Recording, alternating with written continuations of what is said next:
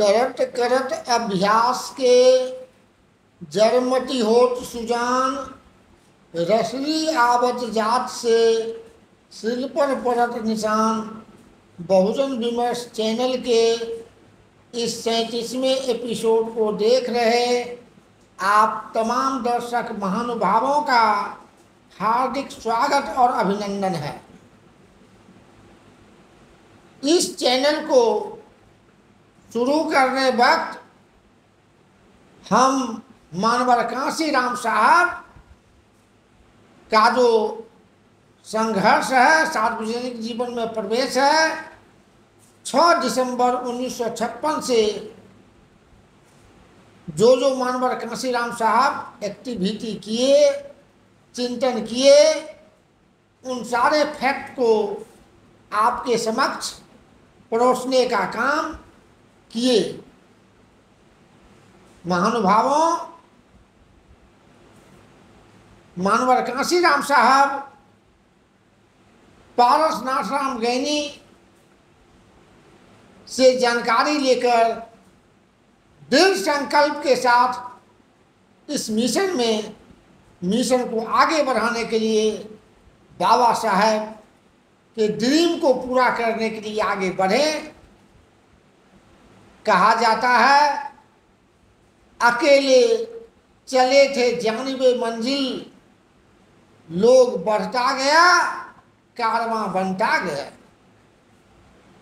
पिछले एपिसोड में चंडीगढ़ में हुए बाम सेब के अधिवेशन की चर्चा की जा चुकी है, जिसकी परिणति DS4 नामक सामाजिक अर्ध राजनीतिक संगठन के रूप में हुई।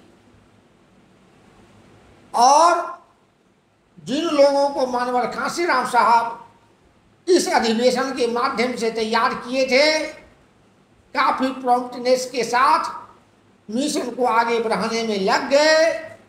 नतीजा ये हुआ कि जो मानवर कांसी राम साहब 1 लाख कर्मचारियों और अधिकारियों को पूरे देश भर से बटोरकर संगठित करके बाम सेब से जोड़ने का लक्ष्य निर्धारित किए थे, उसके अगेंस्ट में 3 लाख कर्मचारी अधिकारी बाम सेब से जुड़ गए।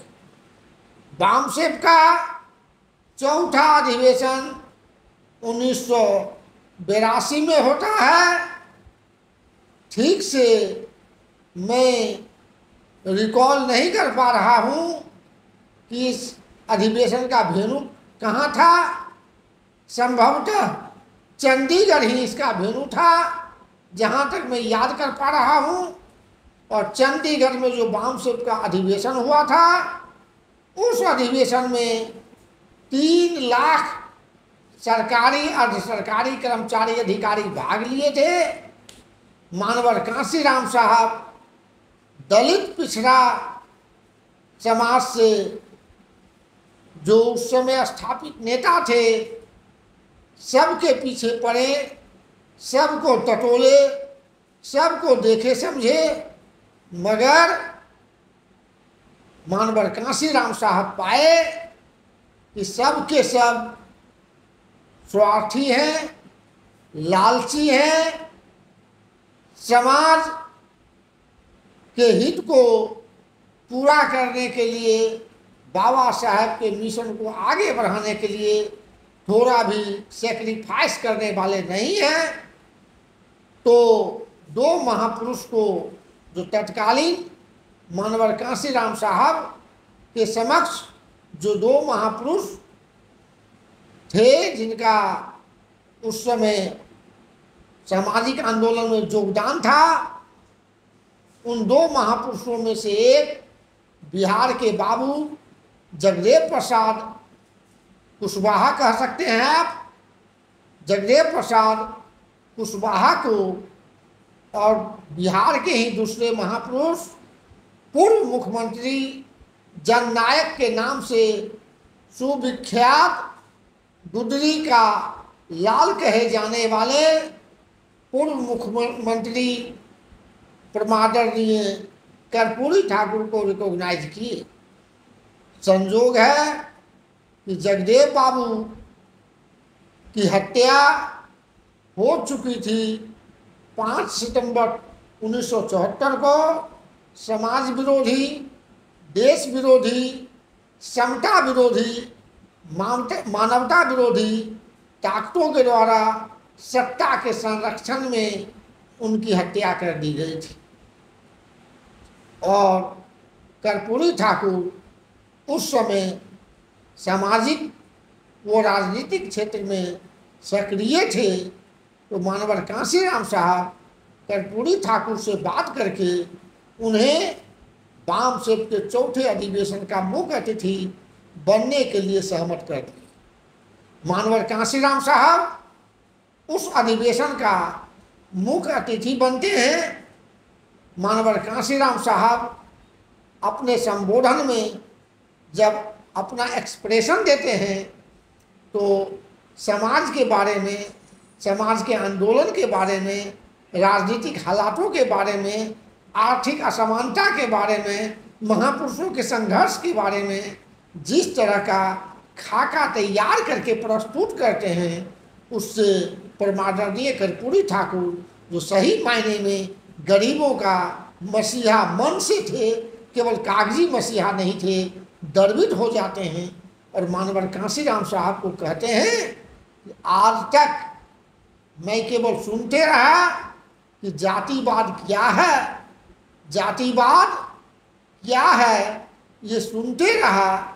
जातिवाद को एबोलिश करने के लिए बहुत लंबी चौड़ी बातें राजनेताओं के द्वारा, सत्ता पक्ष के द्वारा और विरोधी पक्ष दोनों के द्वारा किया जाता रहा है। लेकिन सही मायने में आज उसका हम उसका रूप, असली रूप, वास्तविक रूप आज आपके कारण, आपके जो एक्सप्रेशन का जो अंश था, जिसको हमने गौर किया, सुनने का काम किया, उसके माध्यम से भारत में जाति व्यवस्था को कैसे खत्म किया जा सकता है, उसके इविल साइड को कैसे खत्म किया जा सकता है, उसका खात्मा कैसे हो सकता है, आज मैंने आपके कारण समझने का काम किया। तो आज से मेरा पूरा का पूरा सार्वजनिक जीवन इन्हीं कार्यों के लिए समर्पित रहे। मानवर कांशीराम साहब की जो एक्टिविटी चल रही थी, ऐसा नहीं था कि उनके विरोधी, मानवता के विरोधी, जातिवादी शक्ति को संरक्षित करने वाली शक्ति अनजान थी, लापरवाह थी।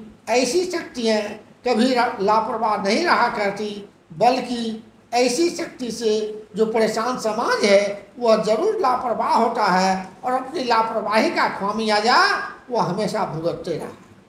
तो मानवर कांशीराम साहब की जो गतिविधि थी, उसकी जानकारी तत्कालीन प्रधानमंत्री स्वर्गीय दिवंगत इंदिरा गांधी को होती है और वह सोचने लगती है कि अगर एक तो करेला दूसरे नीम चढ़ा, अगर कर्पूरी ठाकुर और कांशीराम एक साथ आकर कहीं राजनीति करने लगे तो हमारा जो हेरिडिटरी पॉलिटिक्स है उसको गंभीर चुनौती देने का काम ये लोग कर सकते हैं। काफ़ी इस मुद्दा पर चिंतन किए, अपने लोगों से, सहयोगियों से, एडवाइजर से परामर्श उनके द्वारा किया गया और करने के बाद यह निष्कर्ष निकला कि जो वामसेप नामक संगठन है, इसको जैसे भी हो इसको इरेडिकेट करना है, इसको अप्रूव करना है, इसका उन्मूलन करना है। तो इसके लिए जरूरी उन लोगों ने समझा कि वामसेप के जो संस्थापक हैं मानवर कांशीराम है, उन्हें तोड़े बिना हम वामसेप को कैसे खत्म करें। नतीजा होता है कि इंदिरा गांधी मानवर कांशीराम साहब से नेगोशिएशन करती है। नेगोशिएशन के दौरान मानवर कांशीराम साहब को राष्ट्रपति पद का ऑफर देती है, साथ ही साथ मानवर कांशीराम साहब के साथ जो एक लड़की काफ़ी ओजस्वी, प्रखर, मुखर, संघर्षरत, अपने कर्तव्यों के प्रति काफ़ी तत्पर और समयबद्ध तरीका से काम को आगे बढ़ाते हुए मिशन को मानवर कांशीराम साहब के डायरेक्शन में एक अंजाम तक पहुंचाने के लिए कृत संकल्पित वह लड़की, उसको भी होम मिनिस्टर का ऑफर दिया जाता है। इतना ही नहीं, मानवर कांशीराम साहब के समक्ष यह पेशकश की जाती है कि आपके और 5 लोगों को मंत्रिमंडल में खपाया जा सकता है। मानवर कांशीराम साहब उस समय करारा जवाब दिए और जवाब देते हुए कहे कि आप और आपके जो एंसेस्टर थे, पीढ़ी दर पीढ़ी भारत का हुक्मरान रहे, और आज़ाद भारत की बात की जाए, आज़ाद भारत में भी आपके पिताजी प्रधानमंत्री हुए, और जो संगठन आपका है राजनीतिक संगठन, उस पर आपके दादाजी छाए रहे, श्रद्धेय मोतीलाल नेहरू, और आपके पिताजी प्रधानमंत्री हुए और आप पुनः प्रधानमंत्री हैं। और हमारी बात तो छोड़ो, हमारे समाज की बात छोड़ो, अगर सही मायने में ब्राह्मण समाज, जिसके लिए आपकी पार्टी जानी जाती है कि ब्राह्मणों की पार्टी है, सही मायने में अगर ब्राह्मणों के हित का भी काम आपकी पार्टी की हुई होती तो आज ब्राह्मण भी बढ़ से बढ़कर स्थिति को भुगतने के लिए विवश नहीं होता। आज ब्राह्मणों की भी स्थिति हम देख रहे हैं, भले ही जातीय दंभ के कारण अपने आप को उच्च मानकर और लोगों को हीन मानने का षड्यंत्र करने का जो एक तरह का माहौल बना है, उसमें ये लोग तो शामिल होते हैं, लेकिन वस्तुतः देखा जाए तो इन लोगों की भी स्थिति बढ़ से बढ़तर होते जा रही है। और इसके लिए चूँकि आपकी सरकार चल रही है तो सीधे तौर पर तो आप जिम्मेवार हैं। तो जब ब्राह्मणों की अच्छी स्थिति को भी आप रिटेन करके नहीं रख पाए तो फिर हमारे समाज के लिए आप भला सोचेगी, ये तो हमको सपना में भी दिखाई नहीं देता। तो हम सपना में भी नहीं सोच सकते कि आपके कारण हमारे समाज का हित हो सकता है। प्लानिंग कमीशन का चेयरपर्सन प्रधानमंत्री होता है, पूरे देश का प्लानिंग उसी के पास होता है, उसी के पास अख्तियार होता है कि प्लानिंग बनाकर और जिस तरह की उसकी मंशा होती है उसके मुताबिक विकास का काम करें।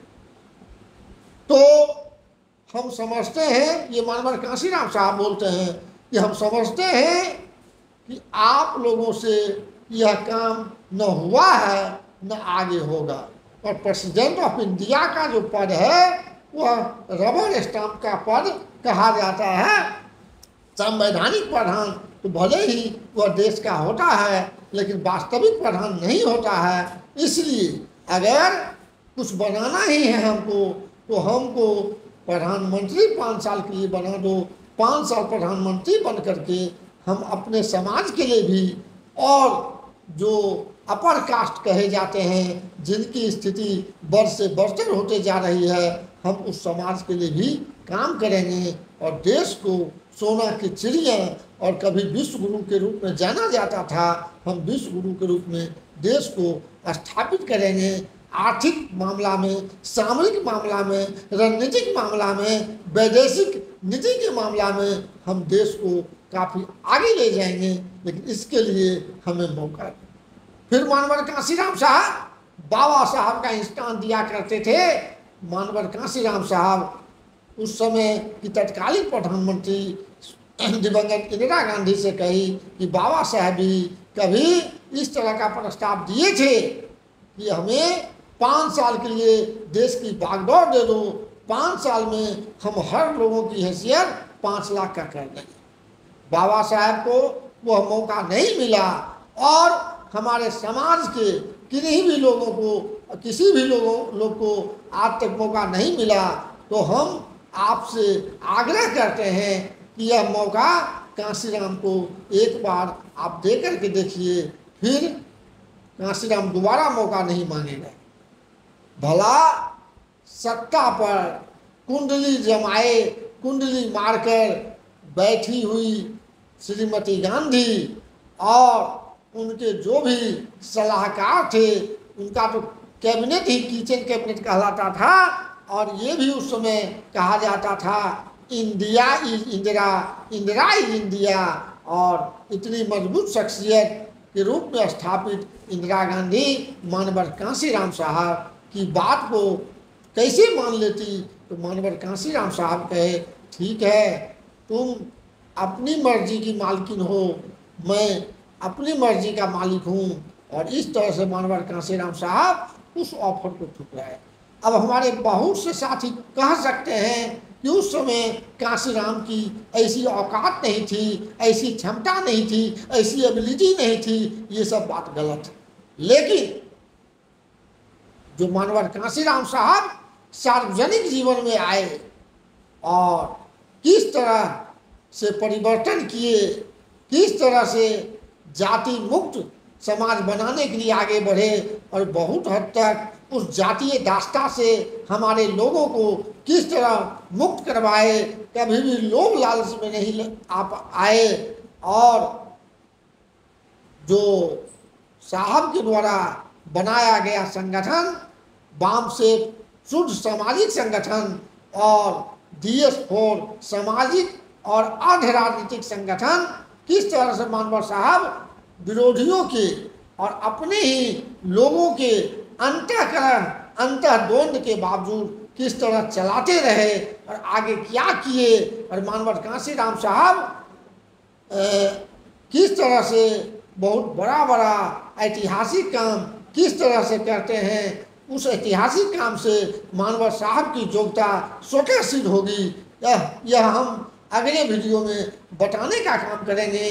लेकिन यहाँ जरूर हम यह कहेंगे कि मानवर कांशीराम साहब जब नहीं टूटे, मानवर कांशीराम साहब नहीं टूटे, तो फिर मानवर कांशीराम साहब के सहयोगी थे, कुछ सहयोगी थे।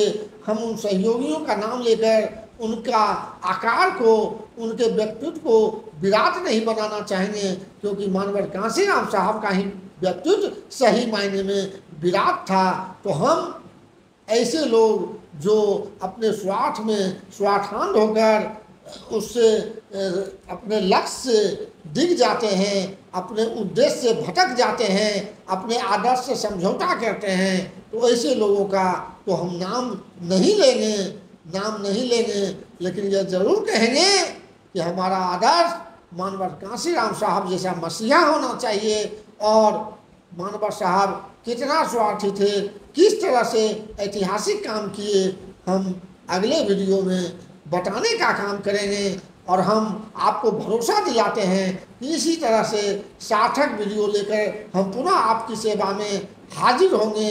आप अभी तक हमारा सहयोग तन मन से कर रहे हैं, काफ़ी मनोयोग पूर्वक कर रहे हैं। इसके लिए हम आपकी जितनी भी तारीफ करें कम होगा। इसी के साथ नमो बुद्धाय, जय भीम, नमस्कार, आदाब, सत श्री अकाल, गुड बाय, जय जोहार। 10 मिनट कर।